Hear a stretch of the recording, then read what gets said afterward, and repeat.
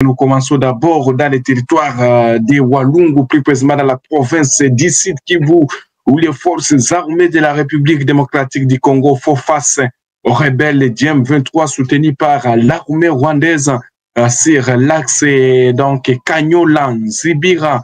Et là, nous sommes dans le groupement de Mulamba, où les rebelles du M23 soutenus par l'armée rwandaise cherchent à percer les lignes de fraude des FARDC, mais sans succès. Et maintenant, c'est vendredi 22 août 2025, cette armée rwandaise et leurs supplétifs du M23 ont utilisé les drones des kamikazes pour percer les lignes de front. Mais au finish, les forces armées de la République démocratique du Congo ont réussi donc à neutraliser ou donc à confirmer l'abattage de ces drones kamikazes. On va voir ces images qui nous viennent des Zibira.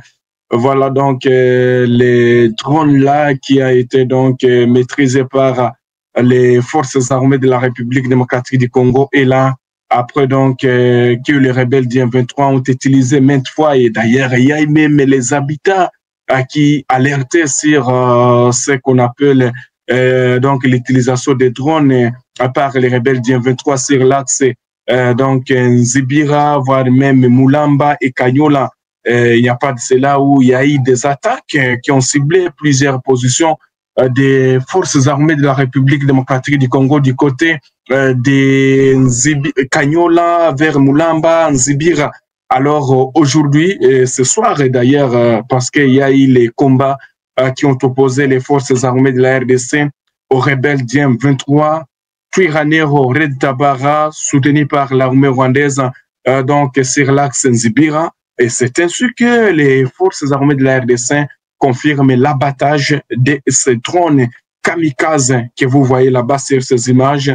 Ce ne sont pas des anciennes images. Et d'ailleurs, l'information nous est confirmée, donc est confirmée par les porte-paroles des forces armées de la République démocratique du Congo dans cette zone, à l'occurrence du lieutenant donc Rigen Mbouyi Kalonji, qui d'ailleurs venait à peine de confirmer cette information, et d'ailleurs c'est grâce à lui que nous venons à peine d'être informés de cette situation de l'abattage de ces drones kamikazes utilisés par les rebelles du M23 soutenus par l'armée rwandaise. Là, nous sommes dans les territoires de Walungu sur l'axe donc l'axe Kanyola, Mulamba vers Nzibir. Alors, les drones, ces drones-là kamikazes ont percé les lignes de front en quittant Kanyola vers donc Mulamba pour aller se retrouver en Zibira. Les FARDC ont réussi à détecter ces drones kamikazes. D'ailleurs, les drones déjà a été donc répertoriés, se trouveraient déjà sur le sol après que les forces armées de la RDC aussi ont utilisé donc la technologie pour détecter ces drones kamikazes qui allaient donc bombarder les positions des forces armées de la République démocratique du Congo. C'était une attaque, hein, voilà, confirme le lieutenant donc Rigen Mbouyi Kalonji. C'était une attaque des rebelles du M23 soutenus par donc les Twirwaneho et Ngumino, voilà, voire même l'armée rwandaise, comme donc cette information est confirmée. Vous devez retenir que les FARDC ont fait donc cela en faisant l'abattage de ces drones et des kamikazes des rebelles du M23. C'était aux environs de 15h15, donc 15h15 que les FARDC réussissaient à maîtriser l'abattage, à faire réussir à détecter ces drones kamikazes des rebelles du M23 soutenus par les Rwandais. C'est ça que vous devez retenir, chers téléspectateurs, de ces drones que vous êtes en train de regarder là. Et là, c'était dans le cadre de la riposte des forces armées de la République démocratique du Congo aux provocations des rebelles du M23 soutenus par l'armée rwandaise. Bien entendu, chers collègues, comme je vous l'ai dit, les FARDC ont abattu cet après-midi aux environs de 15 heures à Zibira, dans le territoire de Walungu, dans la province du Sud Kivu, un drone kamikaze des terroristes du M23 AFC qui avait pour objectif de bombarder une des positions de FARDC cantonné dans le village Nzibira, comme je vous l'ai dit, en territoire de Walungu.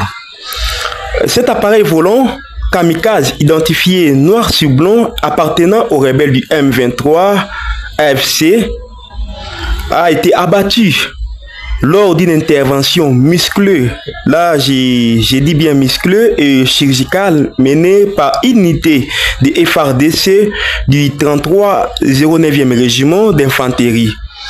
Donc vous allez comprendre, vous et moi, que ces attaques à répétition marquent une énième déception et revers pour la coalition terroriste M23 AFC avec leurs alliés Twirwaneho, Ngumino. Donc, nous ne cessons point de dénoncer et de répondre et de riposter contre toute provocation, toute attaque de l'ennemi. Cette farouche riposte de l'armée loyaliste s'inscrit donc dans une réponse musclée pour répondre à la provocation du rebelle du M23 AFC qui continue de mener des incursions armées malgré les accords établis sur les mesures du cessez-le-feu. Alors, comme je le disais toujours, les lignes de front bougent, que cette fois-ci aussi dans les territoires de Walungu, c'est dans les territoires aussi de Rutshuru où des combats intenses sont signalés sur plusieurs localités, même je le disais, même dans la première édition. Et pour l'instant, il y a des tirs qui se font entendre du côté de Kassavé et Bambo, mais les tirs ont cessé du côté de Tongo où les rebelles ont attaqué les positions des forces des résultats Wazalendo. Ils n'ont pas pu réussir à avancer comme chaque jour. Ils attaquent toujours les positions des patriotes Wazalendo du groupe SM5 barre FDP. Alors, chers téléspectateurs d'Afro Info des 43, aussi il y a cette information qui fait la une, surtout les États-Unis qui ont appelé à l'unanimité, vous voulez dire, qui ont appelé en urgence à une réunion au Conseil de sécurité des Nations Unies. Alors, qu'est-ce qui doit se passer du côté des États-Unis? Y aura-t-il des sanctions contre les responsables des rebelles du M23 ou de l'armée rwandaise qui aident militairement les rebelles du M23 dans l'Est de la République démocratique du Congo? D'ailleurs, le Conseil de sécurité des Nations Unies qui se réunit tout à l'heure où je suis en train de vous parler parce que la réunion est en cours. Il y a les États-Unis qui ont convoqué cette réunion. Est-ce que les États-Unis vont prendre des décisions contre les Rwandais, contre les rebelles du M23? L'engagement, le désarmement et l'intégration conditionnelle des groupes armés non étatiques au sein des forces armées congolaises et de la police nationale congolaise. Un mécanisme conjoint de coordination en matière de sécurité, ainsi qu'un dispositif sur le respect de l'intégrité territoriale et de la République démocratique du Congo et l'arrêt des hostilités. Dans le même esprit, la République démocratique du Congo et l'AFC M23 ont signé à Doha, au Qatar, une déclaration de principe sous forme d'un accord préliminaire au terme duquel les parties s'engagent à travailler ensemble pour trouver une solution pacifique au conflit.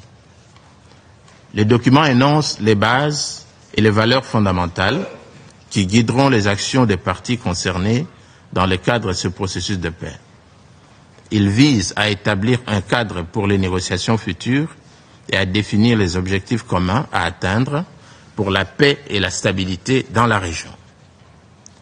Je voudrais saisir également cette opportunité pour remercier l'État du Qatar pour son dévouement et son engagement en faveur de la paix en République démocratique du Congo et dans la région des Grands Lacs. Monsieur le Président, en dépit de toutes ces initiatives de paix, on reste préoccupé, à la lumière des récents développements, par la sincérité de l'engagement du Rwanda et de leur supplétif de l'AFC M23 qui s'obstine à fouler aux pieds leurs engagements au terme de l'accord de paix de Washington et de la déclaration des principes de Doha. J'en veux pour preuve les faits ci-après. Tenez, au cours du mois de juillet 2025, plus de 300 civils congolais ont été tués dans plusieurs localités du territoire de Rutshuru en province du Nord Kivu, à la suite d'attaques menées par la coalition AFC M23 en violation flagrante du cessez-le-feu réaffirmé dans l'accord de paix de Washington du 27 juin 2025 et dans la déclaration de principes de Doha du 19 juillet 2025. 2. Les informations recueillies par les services compétents, corroborées notamment par le Haut Commissariat des Nations Unies aux droits de l'homme, établissent que la majorité des victimes, parmi lesquelles figuraient de nombreuses femmes et enfants, étaient des civils sans défense, exécutés sommairement. Pour la seule période du 2 juillet au 2 août 2025, ces exactions se sont accompagnées de violations graves comprenant plus de 125 cas de violences sexuelles, des centaines de recrutements forcés, y compris d'enfants, plus de 300 actes de torture, des pillages et incendies de biens, ainsi que la transplantation de populations non identifiées dans les zones sous contrôle de l'AFC M23. Troisièmement, le dernier rapport du groupe d'experts des Nations Unies sur la République démocratique du Congo met en évidence, de manière incontestable, le lien structurel unissant le M23 au Rwanda.